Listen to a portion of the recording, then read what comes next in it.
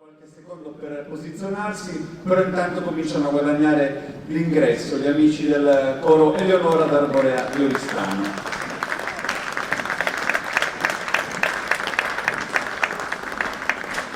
Ovviamente i nostri operatori sono già attivi, come vedete, alle mie spalle, come abbiamo detto poc'anzi. Antonello ci ha già raggiunto.